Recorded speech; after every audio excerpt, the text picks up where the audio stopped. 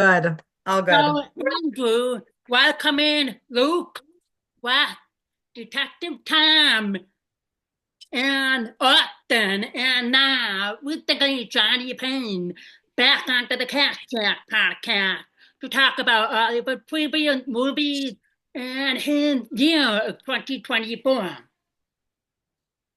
Thank you very much here. I'm just going to put my computer up a little bit. One second here, Kat. Yeah. Here we go. Here we go.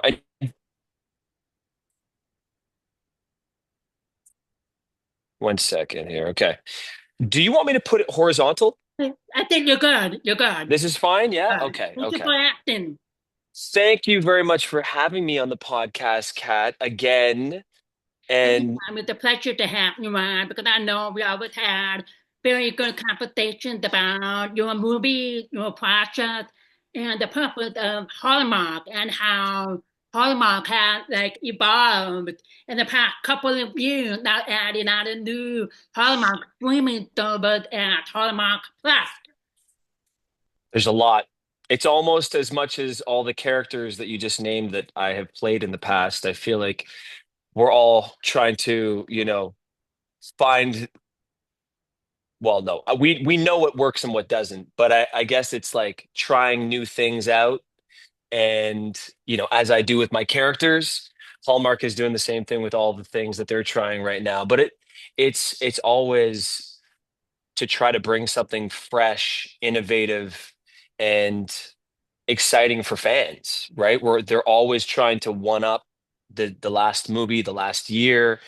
And as I do with these characters that I play and portray, there's only so many stories we tell in the Hallmark world, and whether it's changing a little persona or my hair or the way a guy talks or it's a lot of fun though that we're able to do that in this safe space like Hallmark because the fans are amazing and it feels like we almost can do no wrong, with our portrayal of these characters. But we are all very ambitious and uh we want to bring something we want to bring the best work we possibly can to the fans and tell the best stories we can tell. Definitely, definitely. These past movies, the three Wisermen and a boy, and we have a Jingle Bell Run, we have the Caterer, the Forbidden Fruit, and For Love and Honey. And now we think the Reluctant Royal. Can you share about, I know, two of the three, well, I don't know about Jingle Bell Run, but Caterer and For Love and Honey and Reluctant Royal was kind of like at a destination location. So can you share me your experience about how you walked along with the movies and the cast upon these amazing locations? I mean, I was very impressed with Malta and the Oh details yeah. you had about the honey and the bees. Yeah, I learned so much about Malta when I was there, and it wasn't really on my to-go list. I didn't know what Malta had to offer. And now that I've been there, I couldn't imagine not have visited.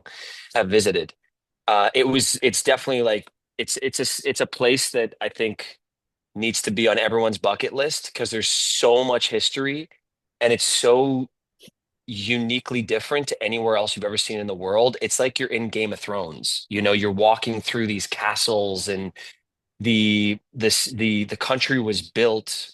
So for people that don't know on the podcast, Malta is right off the coast of Sicily. It's about an hour and a half ferry ride over to Sicily from Malta, and the island is protected by 17 lighthouses.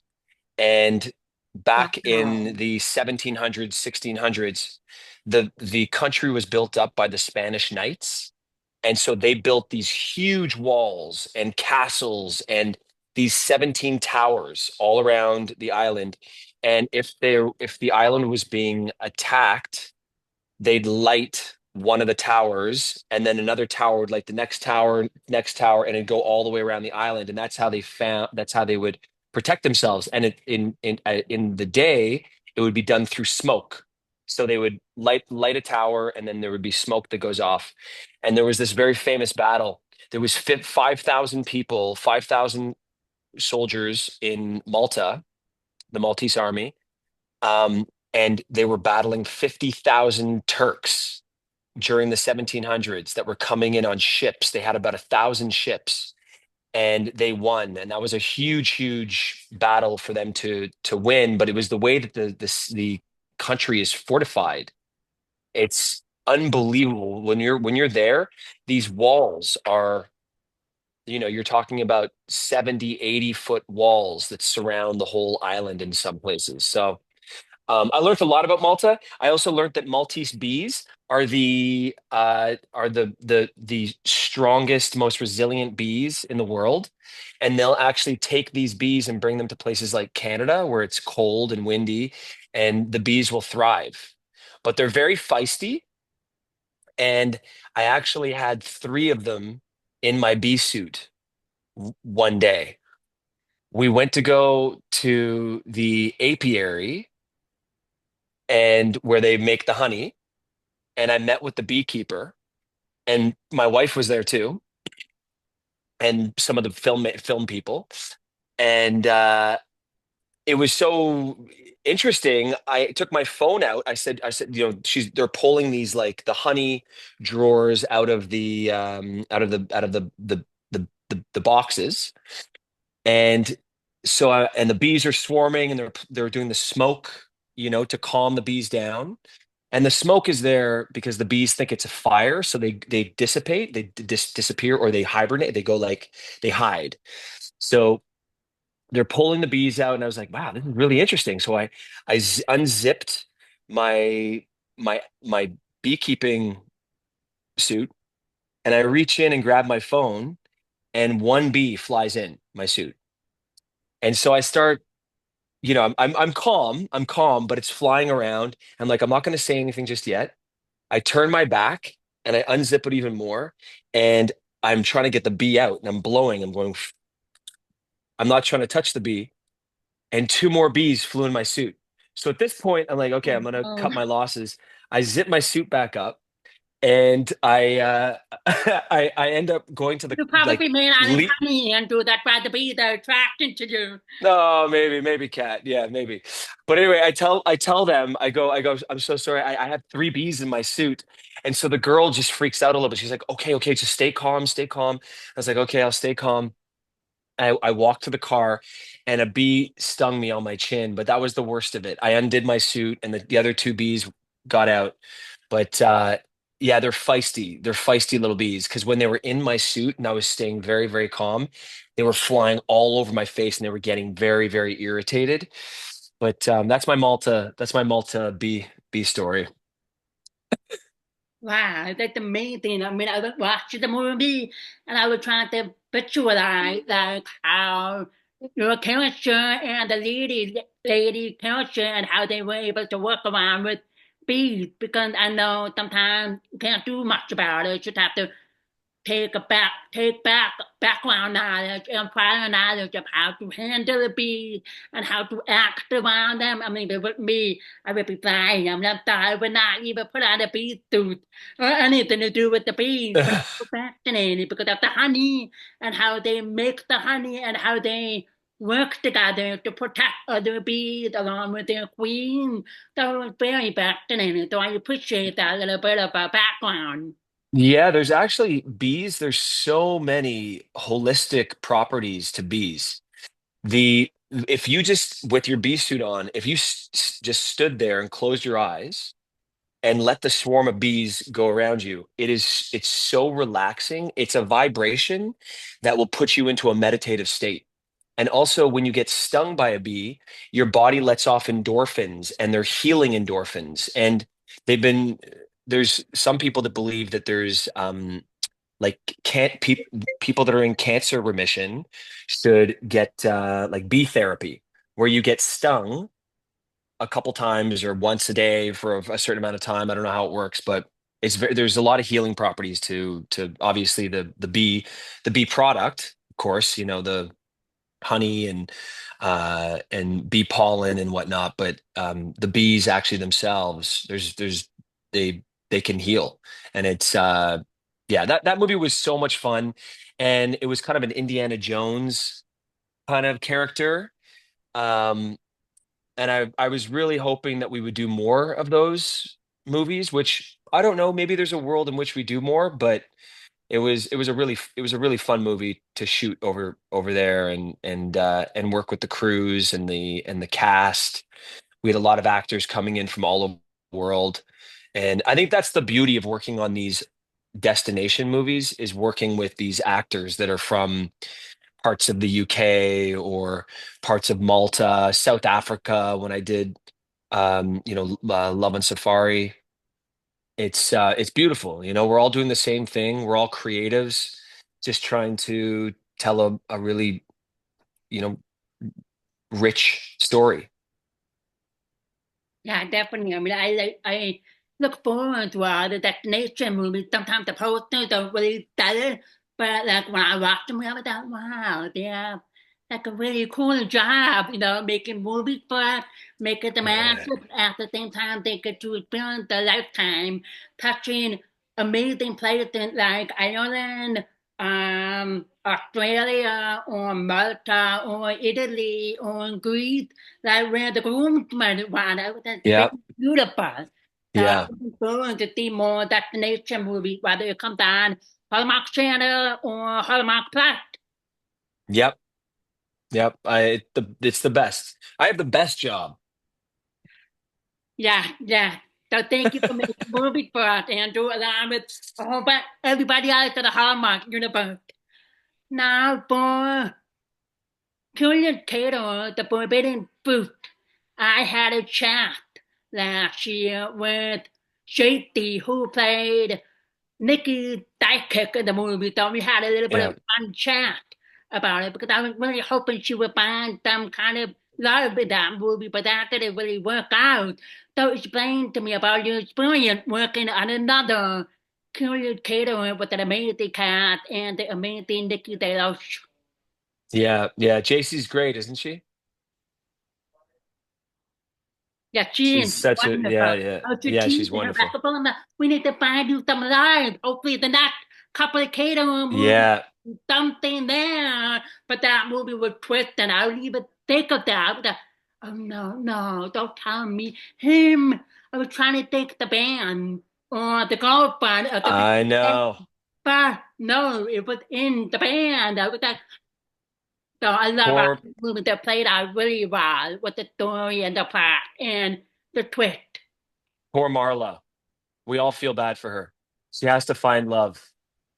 But yeah, what we've talked about with Curious Caterer is as we continue to tell these stories, we're going to start going deeper into the secondary characters' lives. Like, what does JC do outside of owning the bakery and the cafe, and what does um uh Riley's character, what does he do outside of being my partner and being a detective now? Is he, and this was Nikki's idea actually. Nikki said we should tell these stories and we should bring people deeper into their lives. And so, yeah, people don't know Riley, as skinny of a guy that he is and goofy. He's a very dangerous boxer. The guy is an amazing boxer. So we're like, why don't we bring that to the table? Why don't we show people maybe, Riley's character boxing and how seriously he takes it um and just like where are they from? Who are their parents? What are they, what do they do for fun? So I think we have a lot of stories to tell in Curious Caterer. And I think that the writers and the producers have done a great job in keeping things very interesting and continuing to, develop these storylines and these characters and keep people really interested in the movies because there's only so many mysteries you can tell, I think, and so we just want to keep, we would love to just keep doing these movies as many as we possibly can This year it was a little bit of a setback. We were hoping we were going to already have shot one, but there's some shuffling around in behind the scenes on Hallmark and seeing what's working, what's not working. We know that Curious Caterer is working though, so that's great. It's one of their most successful mystery wheels, so very happy about that. Yeah, definitely. A couple of other ones like Murder, Mr. Toy with Mr. Toy Murder with Dale and Drew. That's a really Yeah, good one. And we have the Ghost with Tamara, and I can't remember him. So a lot of good mysteries are like slowly coming back on, coming back, and definitely Curious Caterer and one of the top mysteries that like the band from the beginning was just like rooting on the okay, going in time and then moving on. But I also like how Hallmark do with the dudes of the movie. They were focused on the lead of the character, then they would slowly reach out to the best friend or the partner or yeah. the sheriff and then share their stories. So hopefully the next couple of movies will do a little bit of a shift to Riley or Marla and learn more about them and how they're connecting with Goldie and Tom and the rest of the cast of the movie. So I'm excited to see what else is coming for Curious Caterer. So am I. So am I. Okay, now the Jingle Bell one with Ashley Williams. That was just a bunch air of breath. It was different.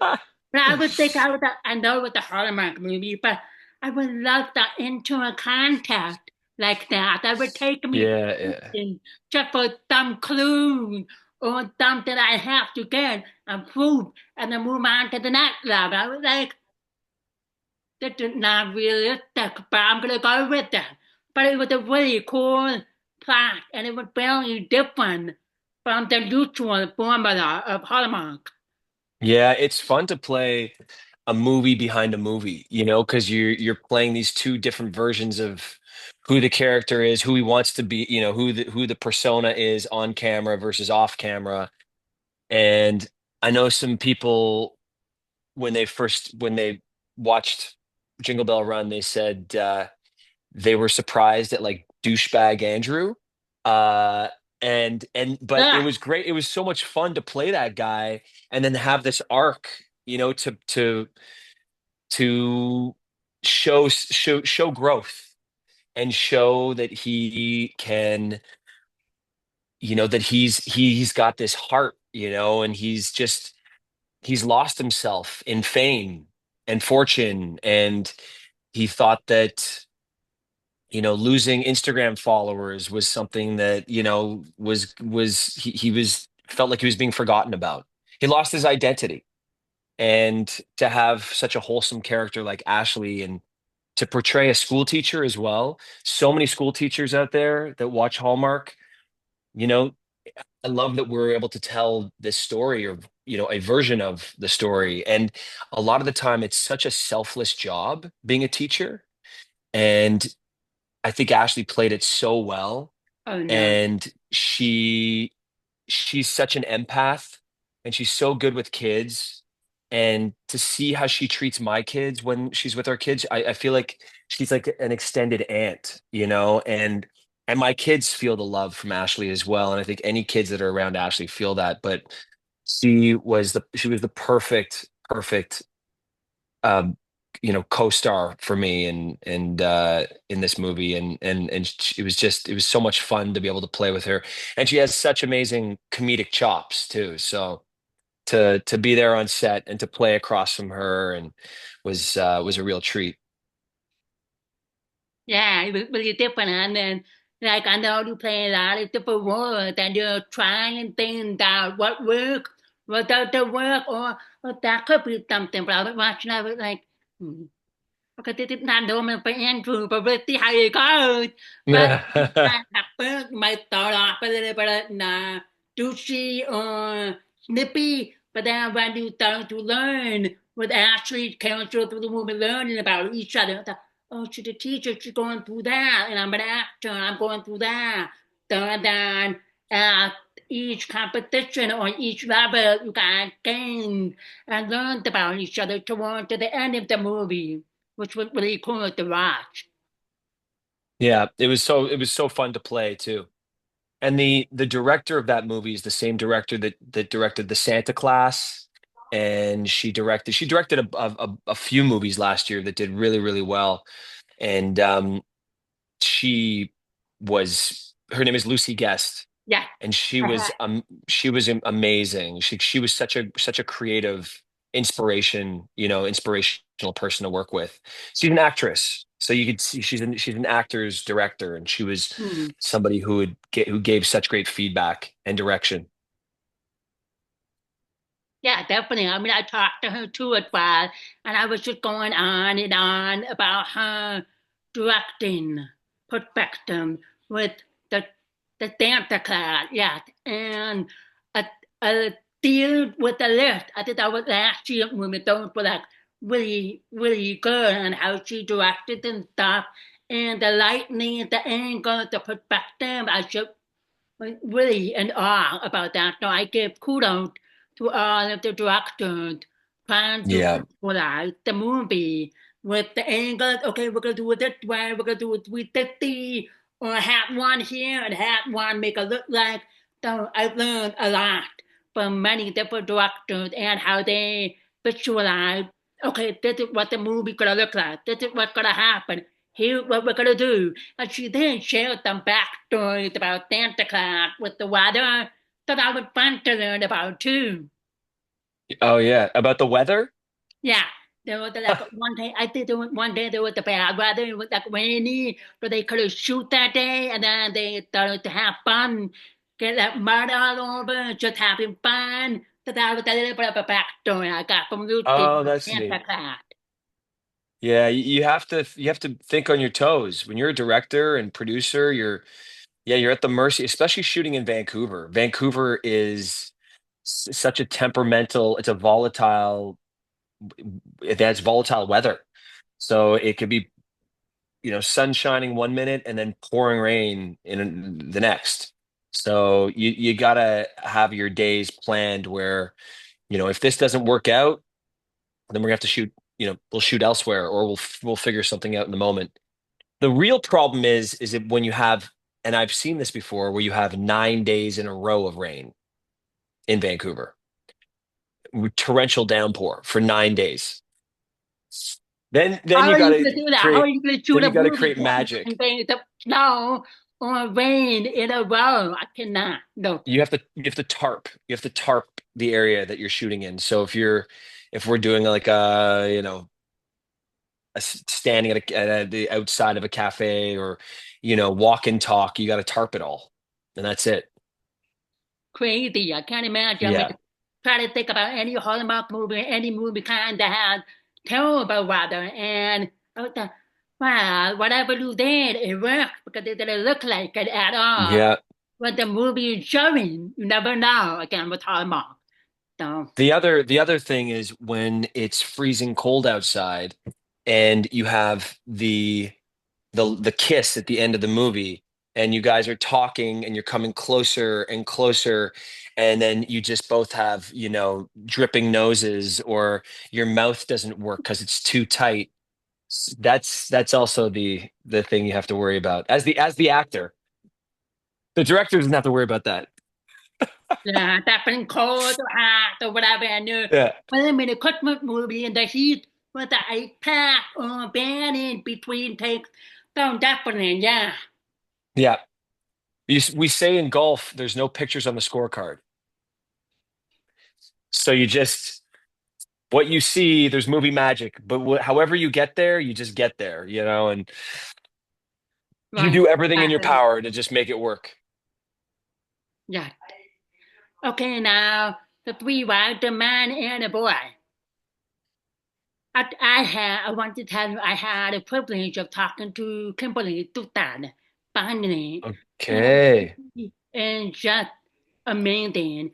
I mean, we could keep going and going, but of course, I have to be respectful of her time and my time. But I was just telling her the way you do and Paul wrote the movie, and having the actor, the brother, as the central piece of the movie, and now the second movie, I kind of knew I was like, okay, we need to find out what happened with Luke and Sophie.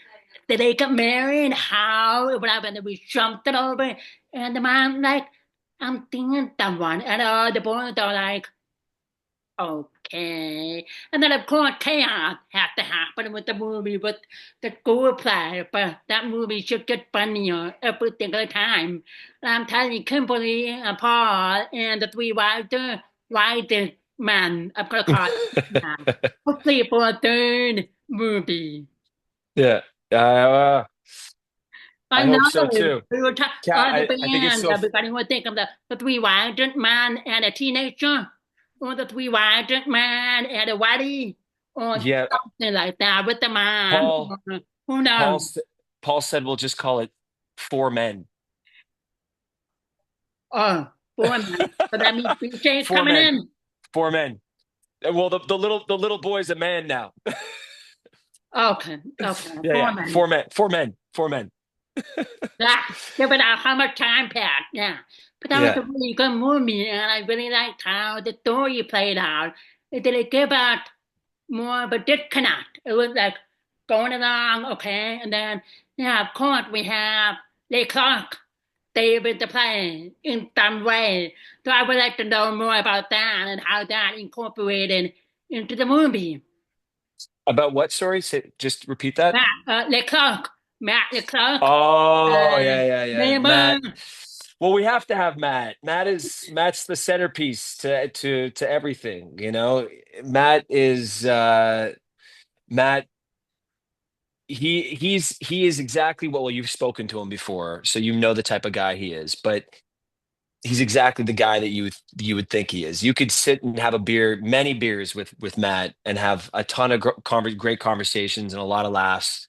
And to have Matt in that movie because he was the standout character in the first film.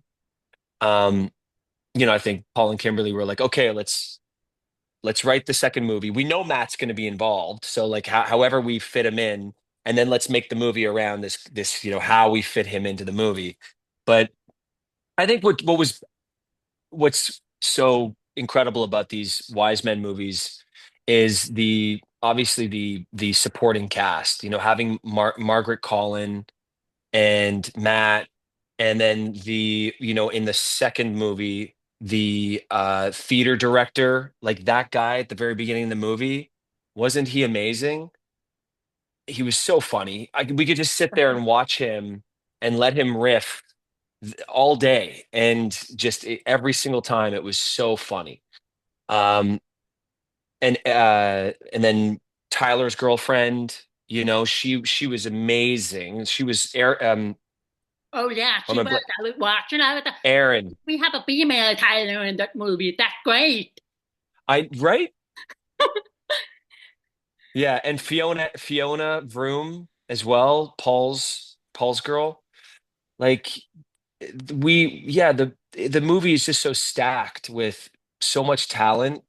And then Paul and Kimberly, I think what they did the last movie, what was great about this, they opened up the world a lot more. It felt like a much bigger world that we were living in. It wasn't so much of the house and then just the fire department. It was house, fire department, school theater, bringing back our past from the principal. Um, the world felt so open. The arcade with the dance sequence, with Tyler, that was amazing. So yeah, I think they're really finding their finding the groove now, and finding, again, bringing in all these other elements to all the characters' worlds and history. And so, look, I wouldn't want to be Paul and Kimberly writing these movies, because I think that, if we do a third, I hope we do. I'm in the dark on these things for most of the time until I find out later in the year. But there's so much expectation, not even about the fans, because again, like the fans and the community, they're so supportive, and I think that they would enjoy anything. But they want to Yeah. exceed everyone's expectations, and there's a lot of pressure. Like the second movie was a lot of pressure on Kimberly and Paul, and I'm sure speaking to her, she Oh, told you sure. this. Yeah, yeah. So Yeah. She was I'm glad telling I me just that act. she was telling me that her pa was like drunken was ready. They were like, okay, so we ending this movie this way. So Luke go to Sophie's house to time it with the ornament. I was like, okay, come on. You can't just leave it like that. There's Yeah, going to be a second one. Hopefully 1 or 2 years. You never know. But yeah, Kimberly showed me that her pa had to be going back and forth. We could try it this way. And also they incorporated Russell, another writer, so hopefully I would have a chance to talk with him eventually. But they were like going back with the writing board. Okay, this is working and this part doesn't work. So yeah, I could feel there was a lot of pressure because of course the band loved the first movie and they loved the report of the Brandon brothers and how chaotic they are with each other's lives. And then now the second movie incorporated the mom. They're like, we don't like this guy. We want mom, yeah, but we don't like this guy. You know, at the end, the guy proved some stuff, and the brothers are like, okay, mom's happy. We're gonna let her go and have mom do what she wants with her love life because not all brothers or daughters want to be involved in their parents' love life. yep. I think the thing with us, with Paul, Tyler, and myself, we didn't want to just be playing the same shtick over and over again as well. We wanted to bring our own individual issues, kind of highlight our own individual issues struggling. And that's life, right? One of my favorite shows growing up was Seinfeld. And the characters had their own shticks, but then those little real life stories that happen to each individual along the way, I think that's life. And I think that's the beauty of how Paul and Kimberly write. They they're real. Kimberly knows how to eloquently write a speech, a feeling, a she is she lives, she is a like a the true version of what it's like to be a person who is living a real life. She's a single mother with two daughters who's a writer and an actor, and she does it so well. And she's a beacon of light and hope for so many women, I think, too, because she battles with her own demons, and she can write about this. Same with Paul. Paul has to work on himself. Same with me. People look at me, they're like, oh, Andrew's a certain type of guy, but so much of how Luke was written are the things that I struggle with in my life, and not as much as Luke. It's more embellished, with Luke. But I'm a dad and I'm getting older, and I have the creaks and the pains and the things, and I throw the football with my kids at the beach for a little too long, and then the next day I'm feeling it. And I'm like, what? I'm in shape. I'm an in shape person. How am I feeling how can I do I need to ice my shoulder? But we're the other thing is actors see ourselves constantly. We're looking at ourselves constantly. So you are judging how you look, and you need to get out of that. You need to go, look, I will put the work in, but I can't be overly dramatic on the issues that I'm dealing with. Like, you have to learn how to breathe and calmly move through it. And so Kimberly she has the Midas touch, and when she writes these scripts, she's so honest, and then Paul brings the humor, and they're such a great writing duo. And I'm so happy that they're writing for Hallmark, because they could be anywhere. They could be writing for any network, so I'm just so happy that Hallmark has recognized them and their talent, and I get to say their lines. Yeah, they've written so many beautiful movies. I mean, I told Kimberly that one of my favorite earlier movies was actually their first movie together, Christmas by Starlight. I can't tell you how much I love that movie. There's so many factors, there's so many Yeah. the storyline, how it's written, and how the characters open up themselves. Paul is the Scrooge, and Kimberly is trying to save her parents' restaurant, and they both get together, and they go back and forth, and then eventually they build a connection and relationship. So that was one of my top favorite old classic Christmas movies by Paul and Kimberly both. So Yeah. I've seen Christmas by Starlight on the airplane. It's a great movie. have you seen the Baltimore Christmas like I asked you 2 years ago, Andrew? I haven't. I haven't. I'm sorry. I will though this Christmas. It's all good.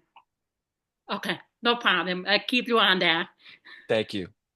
Anyway, the three wives, the man and the boy, I know they had two really good scenes. Another band moment.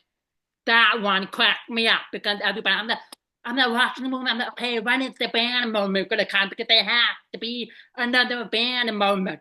So I'm Yeah. watching, I'm like, oh, here we go. And at the end of the band moment, the clerk knocked out the window. What are you guys doing? You having another band moment? Come on, we got a Christmas play to sing. So was Yeah. it actually planned in the script, or was that kind of like throw in there from the first movie? No, that was another important piece that Paul and Kimberly wanted to put in there. The debate, the piece that was kind of up in the air was whether or not we were going to do the dance again and how we could incorporate the dance. Because we were like, are people over it? Do people really care about the dance anymore? And so we were thinking of doing a whole new dance. But then we were like, we discussed, we're like, okay, well, we're gonna have to learn a whole new dance, get a whole new song, the rights to a whole new song. Maybe there's a way that we can incorporate the dance somewhere, and having to teach it to the kids came it that was kind of like a in the moment decision that we had made. We said, this is let's teach the kids the dance. We knew it when we were their age. So that was one piece that kind of came in the moment. And there was another one that I think everybody really really felt the moment and the emotion was a scene between Uncle Taylor and, oh my God, what was the kid? Thomas, Thomas. that little the little boy. Yeah.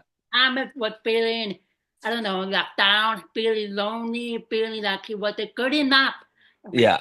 Yeah, cheering the mind. That was the, so how did I know Luke drunk on the but trying to build a rapport with Thomas and not being his own king, but watching Uncle Taylor have the most connection, rapport with nephew Thomas between Luke the father and the other Uncle Stephen. So can you tell us more about that scene and how it was like a payback for maybe Uncle Taylor himself and Thomas himself with a confident boot about, I don't care what people think or what they do. I'm just gonna go for it. Well, I think any parent can attest to the fact that your kids don't listen to you. They listen to other people way more than they listen to you. True, true. So if my kids were, upset about something, at the end of the day, like I'm really good at leveling with my children now, and it's taken a lot of practice, but they could, like, my 9-year-old is now going through a different phase, and he thinks that he knows a little bit more than me in some ways. Like, he's like, Dad, I know, I already know that, um but if one of my friends who's like an uncle to him tells him, then he'll be like, okay, okay, he'll listen. Just, and same with my 5-year-old. Like, I think that people that they look up to, that they're comfortable with, that aren't necessarily their parents, can can really level and relate to them, and be way more of a guide to them in their life. Uh, Obviously, parents being the consistent ones, but that scene was very realistic in the way that Uncle Taylor's like a dad to him. He helped raise him just like me, but you know, Thomas is getting to the age now where, he is challenging the things that I say now. And that's like Wolf, he's 5. And and so I think that scene was really well written, and it was just beautiful the way it how things were happening in the moment. Thomas was playing with his truck, and he would touch Tyler's jacket and like play with his jacket. And that was all just like he's just a little boy living in this moment. And he wasn't directed to do that. It was just Tyler. And Tyler does this so well, when you're acting with him, he just like being with him in real life, he connects and he's there, and he'll listen to you and respond with as real of an answer and as real of an emotional connection as as he is in real life, and so I just thought it was a beautiful scene to watch, and we were all watching it on the monitors, and every time Thomas would go up and touch his face or touch his beard or Yeah. it was so cute. It was just so cute, and Tyler was just rolling with it, and yeah, it was just a really beautiful moment. Yeah, definitely. I mean, we watched that movie because I know there were a couple of challenges working with young teen age, I don't know, 5 to 9 or 10, give or take. I'm not sure how old time it was when that movie was, but it's just amazing how all of the cast were able to accommodate him, though, because little kids can be like overwhelmed or not Yeah. sure what to do. So, like you said, he was like playing with his brother or poking him or just touching Tyler was just go along with it. So I told the Tyler it was just like a go along with it or would actually, read it in or anything because you never know with kids these days. I mean, from age 5 up to teen, kids with disabilities or kids with some kind of special needs that need to be aware of to make the movie comfortable and paid to accommodate children or child actors. Yeah. Yeah, no, I mean it was so fun working with him, and we said that we paid him in we got his attention or kept his attention with airplane rides. We'd always be like, all right, if you get through this scene, you'll get an airplane ride. And so that's what we were, how we would coach him along and keep him engaged by airplane rides. Definitely. I mean, I thought you behind the scenes, I mean, they had a little bit too much fun making that. Was it actually a movie they're making, or it was like a whole reality going on behind the scenes? That was the beautiful thing. Yeah, thanks, Kat. It is a beautiful thing when I'm working with those guys. I could have the rest of my career be, a couple movies a year with Paul and Tyler and be a very happy guy. Yeah, I really have to come up with different movies or different titles or different genres to keep you guys together. When we were thinking about Charlie No Angel, well, we Yeah, yeah, Nikki and Charlie, we need that movie. Come on, yeah. Harmon. I know. Yeah. Maybe in a couple years. Who knows? Hopefully that will happen. Now the last movie, which recently aired a couple of weeks ago, A Reluctant Warrior. That movie was also different. I was like, Andrew had never been a warrior or a character finding out that he is part of royalty. So that was different. And of course, you had to like incorporate a little bit of Andrew in that movie with the shoot, with naming a company, and what else? No, being outside, pretty, no help. have like a health kick. So tell me more Yeah. about that movie and how was it like working with Emilie? Because I know she had not been in a Hallmark movie that I recall. So I believe this was her first one working with you. This was her first one. And by the way, I have to tell you, Kat, you are amazing in all your videos that you did. The your version compared to my version, you are the best. How you do these things and how you find the time with your busy life and your kids and your, Oh, I know. mom life podcasting, your day job. Yes, so, Yeah, like I sometimes on the weekend or spring break, I have a little bit downtime to watch the movie. I have a couple of friends who are like shooting me ideas. I was like, okay, there was a couple of movies that I really struggled, but I'm gonna go back and watch and try to see, oh, I need to do something, I need to do something, pick a clip and just make fun of them in a good way.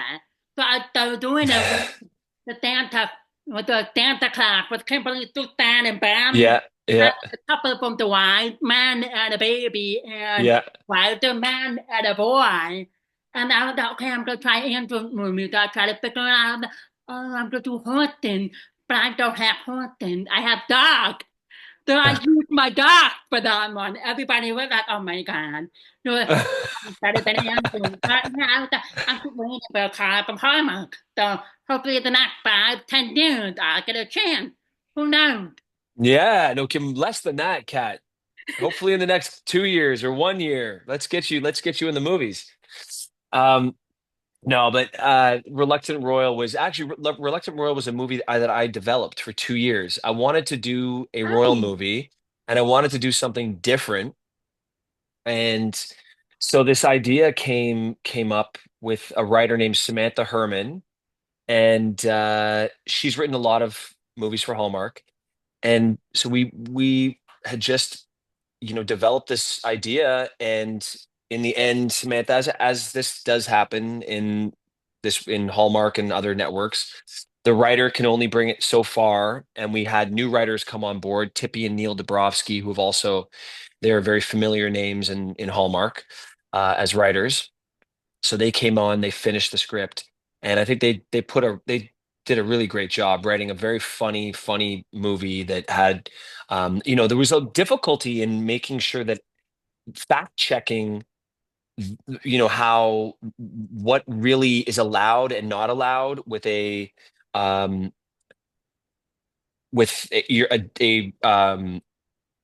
a dependent or your child, how a child, if a child is of royal descent, at what point with the birth certificate is it allowed, and is it if the mother didn't necessarily wasn't married, and it was like a bastard child or whatever, like what, so they had to fact check a lot of these things in order to make sure that it was the right story that they were telling.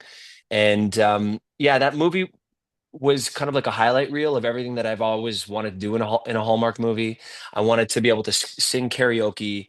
I wanted to drive in a classic car. I wanted to shoot in Ireland because I knew there was a lot of British actors that we'd be able to work with, and I love working with British actors. I think they're some of the best actors in the world.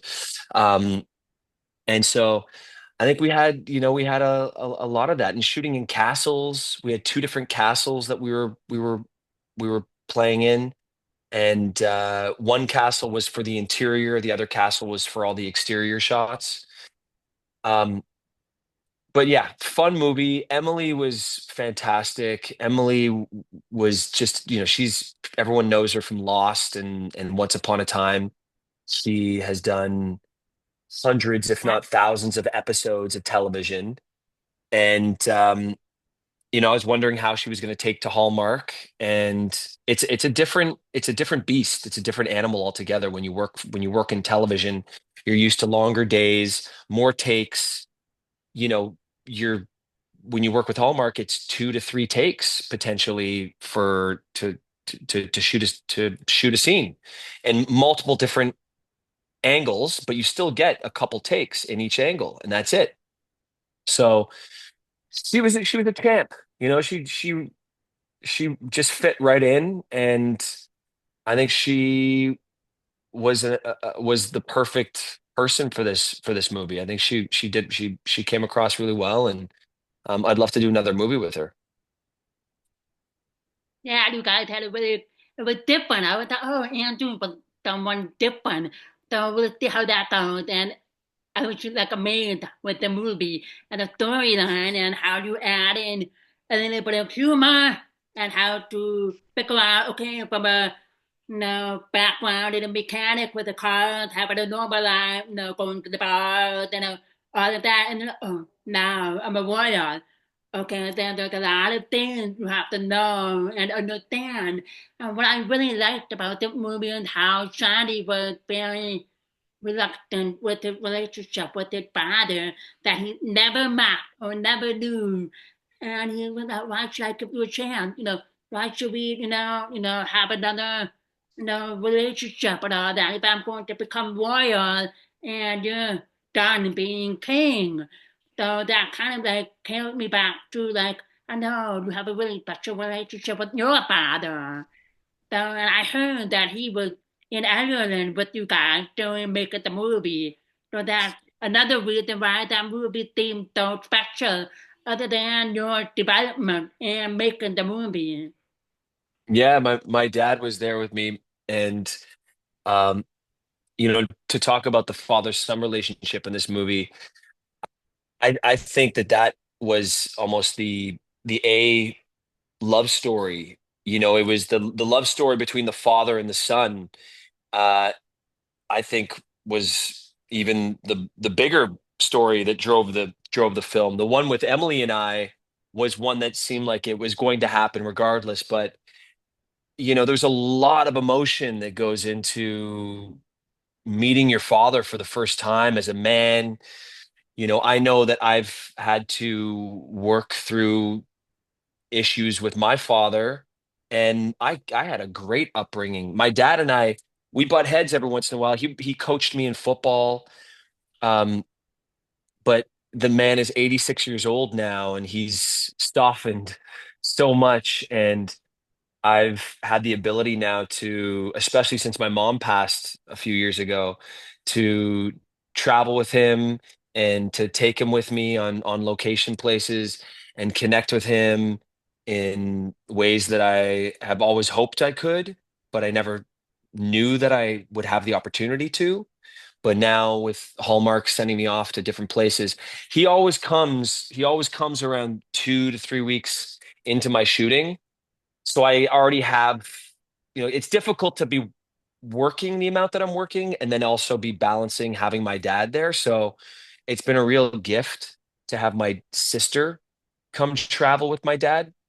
So my sister and my dad have come to visit me in Malta, in Ireland, in South Africa, and it's been so amazing to be able to just be with him and spend time with him, um and so the actor, I think, Simon, who played my father in Reluctant Royal, he's a theater actor, classically trained actor, and he brought so much, to the character, so much heart and soul and feeling and history, and he asked a lot of questions about our relationship, off camera, and he was a guy that really wanted to bring the full spectrum of our relationship as father and son.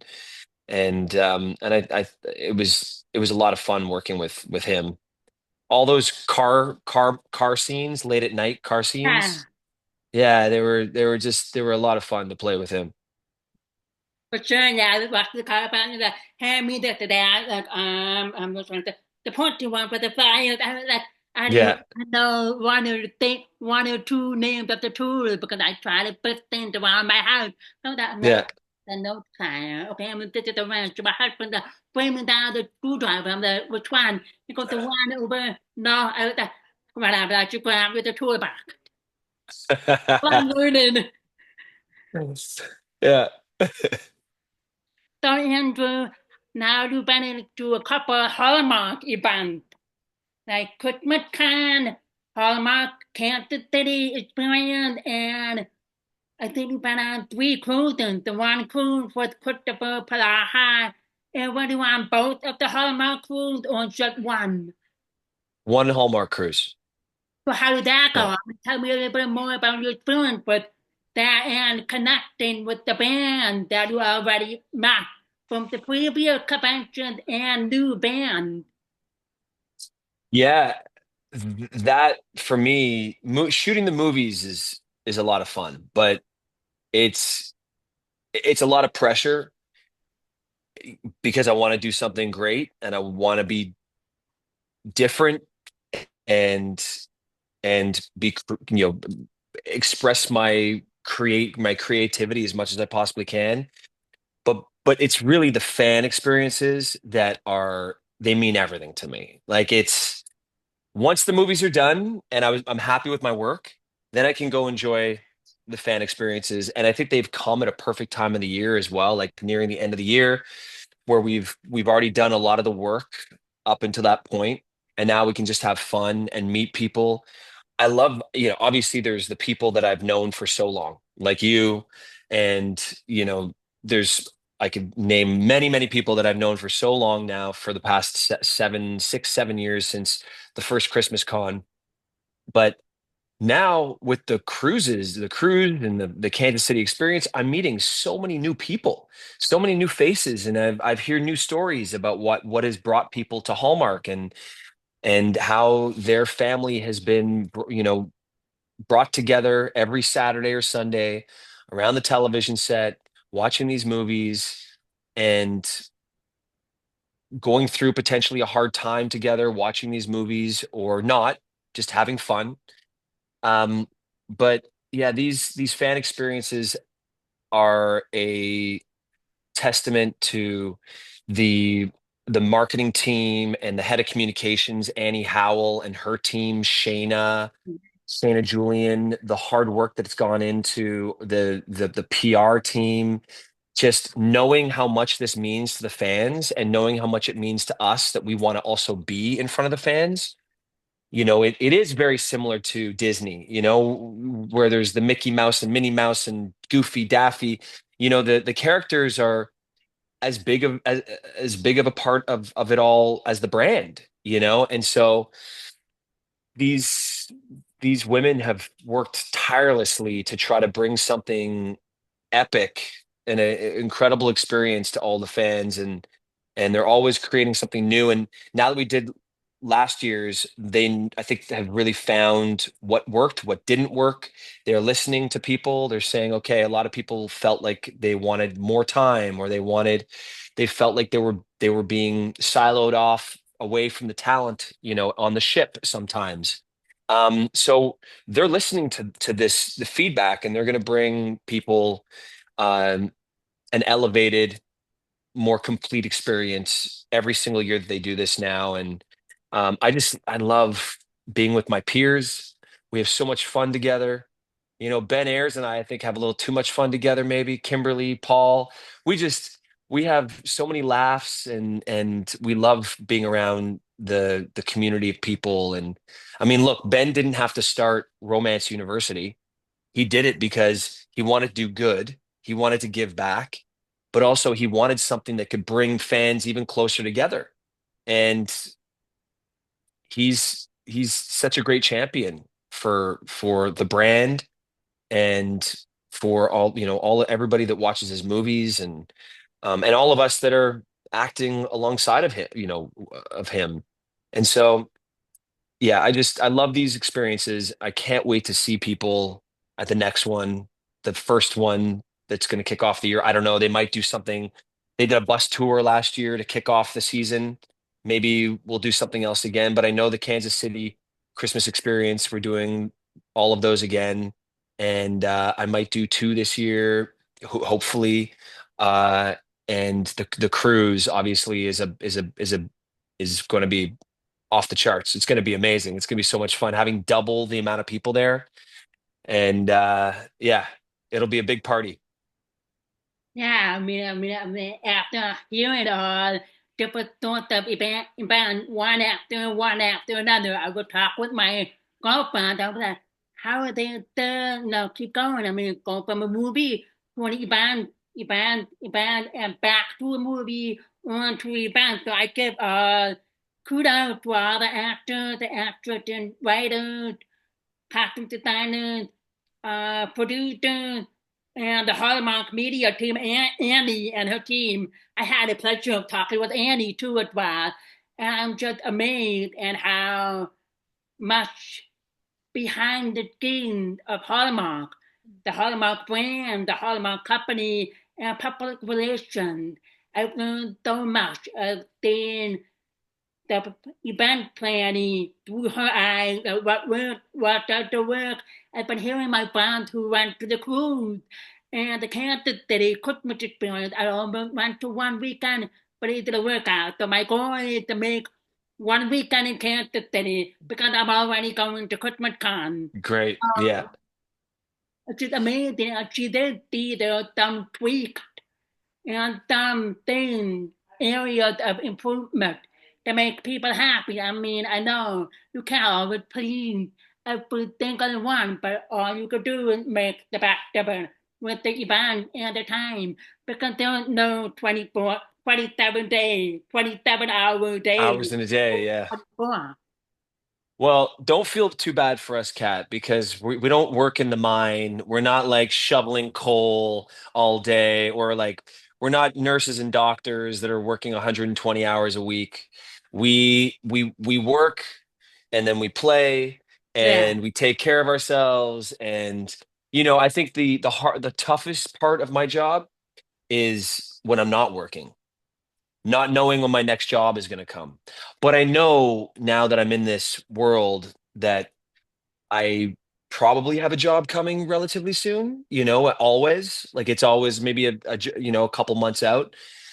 My most important job though is being a dad, obviously, and that's you know that is it's been such a gift. The past 5 months I haven't been working, and I've been in Vancouver just being with my boys and being a partner to my wife, just being there and helping out as much as I can. And I have spent many months and many years where I would leave for a month, come home for a month, leave for a month. And I've never had 5 months off consecutively like this in years, in 6 years, 7 years. So I feel so blessed that I was able to spend this time with them. And I know as the year gets on, it's going to get busy again for me. So I'm just so happy that I was able to spend this quality time with them. And the fan experiences and the work it's just fun. Yeah, feel so fulfilled in the work that I'm able to do. And the opportunities I've been given with Hallmark. It's awesome. Yeah, I mean, I try not to put the actor stuff because I know it's a lot, and they sacrifice their time even though it's work and play and have fun at the same time.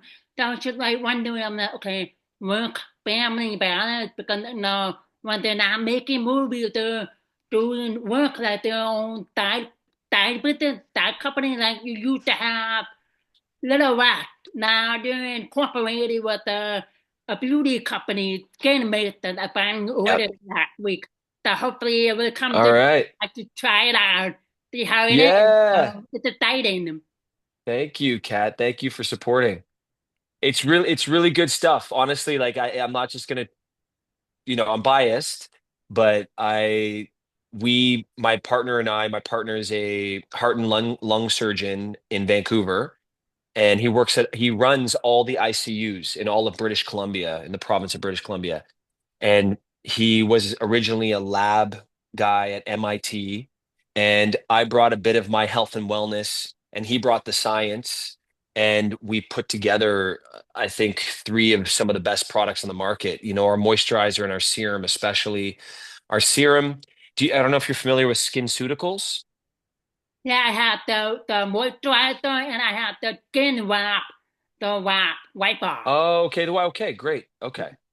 So yeah, they're it's a really high quality product. The moisturizer is a 3-in-1 bioactive cream. And what's in our moisturizer and our serum is our own proprietary peptide. And we get our peptides from the family business that started peptides. They created peptides.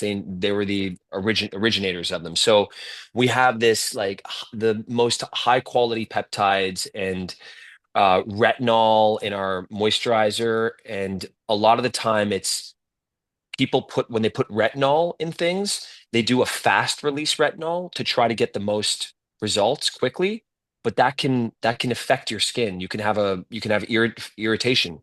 We have a slow release retinol, so it doesn't irritate the skin and it helps rejuvenate collagen, and it's a really really great product. And we sell it for a third of what we should be selling it for, to be honest. Like the price point should be way more than what we sell it for. But we just know that starting out right now, we want to adopt people and we want to get people in, onto it. And and then eventually we'll see what we do next. But yeah, there's it's for me it's fun. I love planting a seed and watching it grow, and it gives me a little bit more of a, I'm not just acting. You look at Paul and Kimberly, they're writing, producing, acting. I do produce, but I don't want to write. I don't want to direct. I'm not interested in that.